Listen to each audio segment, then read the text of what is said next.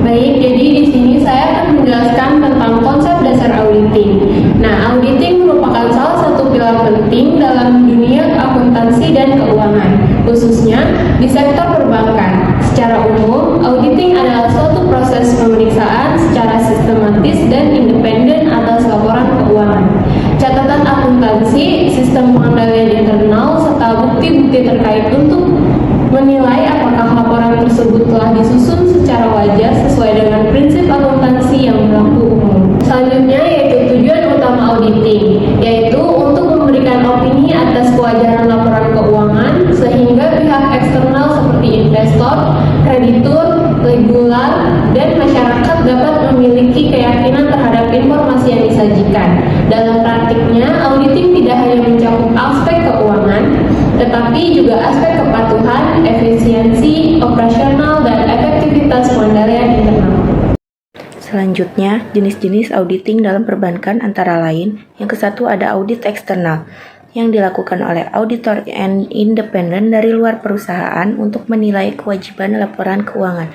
Yang kedua ada audit internal, yang dilakukan oleh unit internal bank bertujuan menilai kepatuhan terhadap kebijakan manajemen, regulasi otoritas, serta efektivitas operasional.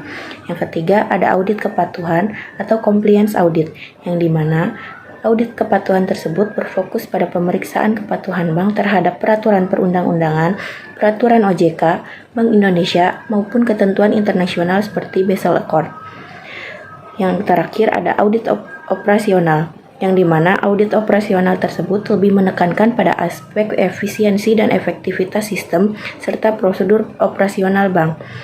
Dengan demikian, auditing tidak hanya sebatas memeriksa angka-angka, tetapi juga mencakup evaluasi terhadap sistem, prosedur, dan tata kelola governance yang ada dalam suatu bank.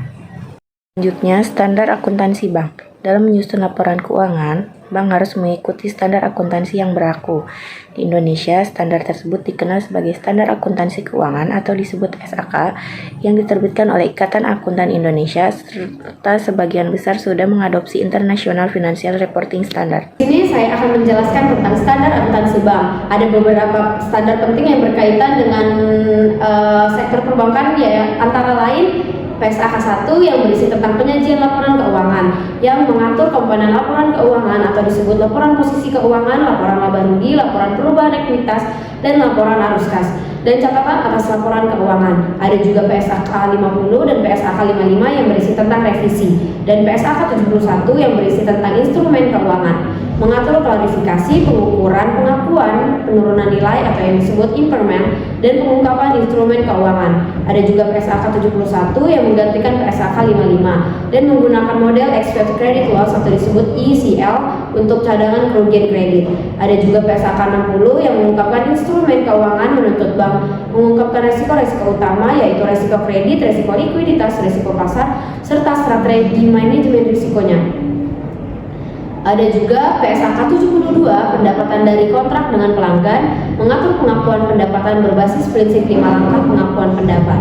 Ada juga PSAK 73, yaitu sewa, mengatur perlakuan akuntansi atas aset yang diperoleh melalui perjanjian sewa, termasuk pengakuan aset hak guna atau yang disebut right of use asset dan liabilitas sewa. Selain itu, bank juga tunduk pada ketentuan khusus dari Bank Indonesia atau BI dan Otoritas Jasa Keuangan atau disebut OJK, misalnya mengenai kewajiban penyisihan modal minimum, rasio kesehatan bank atau CAR, LDR atau NPL, hingga kewajiban publikasi laporan keuangan secara periodik. Lanjutkan standar akuntansi bank dari teman saya sebelumnya.